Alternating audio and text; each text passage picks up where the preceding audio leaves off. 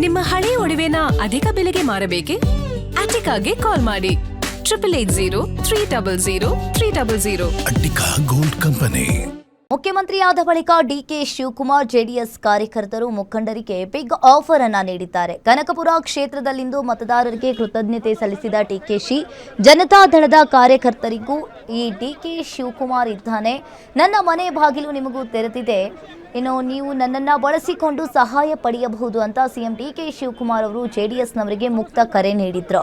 ನಿಮಗೆ ಒಳ್ಳೆಯದ್ದು ಮಾಡಲು ನಾನು ಸಿದ್ಧನಾಗಿದ್ದೇನೆ, ದೇವರು ವರ ಶಾಪವನ್ನ ನೀಡೋದಿಲ್ಲ, ಅವಕಾಶ ಮಾತ್ರ ನೀಡ್ತಾನೆ, ನೀವು ಸಿಕ್ಕಂತಹ ಅವಕಾಶವನ್ನ ಬಳಸಿಕೊಳ್ಬೇಕು, ಬಿಜೆಪಿಯನ್ನ ದೂರ ಇಡಬೇಕೆಂದು ಹಿಂದೆ ಅನಿತಾ ಕುಮಾರಸ್ವಾಮಿ ಹಾಗೂ ಕುಮಾರಸ್ವಾಮಿ ಅವರಿಗೆ ನಾವು ಬೆಂಬಲವನ್ನ ನೀಡಿದ್ವಿ.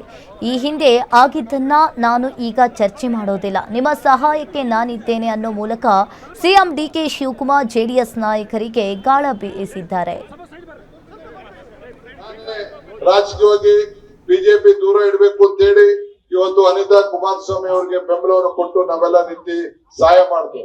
ಕುಮಾರಸ್ವಾಮಿ ಅವ್ರಿಗೂ ಮಾಡಿದ್ವು. ಆದ್ರೆ ನಾನು ಹಿಂದೆ ಏನಾಯ್ತು ಅನ್ನೋದನ್ನ ನಾನು ಚರ್ಚೆ ಮಾಡಕ್ ಹೋಗುದಿಲ್ಲ, ಅವಶ್ಯಕತೆ ಇಲ್ಲ.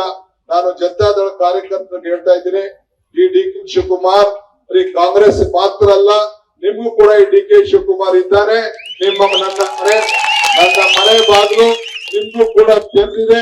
ನೀವು ಕೂಡ ನನ್ನನ್ನ ಯಾವ ರೀತಿ ಉಪಯೋಗಿಸ್ಕೊಂಡು ನಿಮ್ಗೂ ಒಳ್ಳೇದಾಗ್ಲಿಕ್ಕೆ ನಾನು ಎಲ್ಲ ತರದ ನಿಮ್ಗೆ ಸಹಕಾರ ಕೊಡ್ಲಿಕ್ಕೆ ನಾನು ಸಿದ್ಧವಾಗಿದ್ದೇನೆ.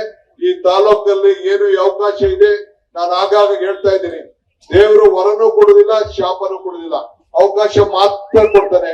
ಸಿಕ್ಕಂತ ಅವಕಾಶದಲ್ಲಿ ಪ್ರಾಮಾಣಿಕವಾಗಿ ನಾವು ಉಪಯೋಗಿಸ್ಕೊಂಡು ನಿಮ್ಮ ಸೇವೆಯನ್ನ ಮಾಡಬೇಕು ಅಂತ ಹೇಳಿ ದೇವರು 4 ಋಣ ತೀರಿಸಬೇಕು ಅಂತ ಹೇಳ್ತಾರೆ.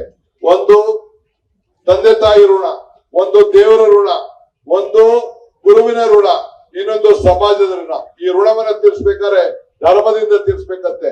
ಹಂಗೆ ನಾನು ಏನೇ ಮುಖ್ಯಮಂತ್ರಿ ಆಗಿದ್ರು ಕೂಡ ನಿಮ್ಮ ತಾಲೂಕಿನ ಒಬ್ಬ ಮಗ, ನಿಮ್ಮ ಸೇವಕ, ಈ ಸೇವಕನನ್ನ ಸ್ವೀಕಾರ ಮಾಡಿ ನಾವೆಲ್ಲ ಯಾವಾಗಲೂ ಕೂಡ ನಿಮ್ಮ ಆಶೀರ್ವಾದ ಸದಾ ಇರಬೇಕು.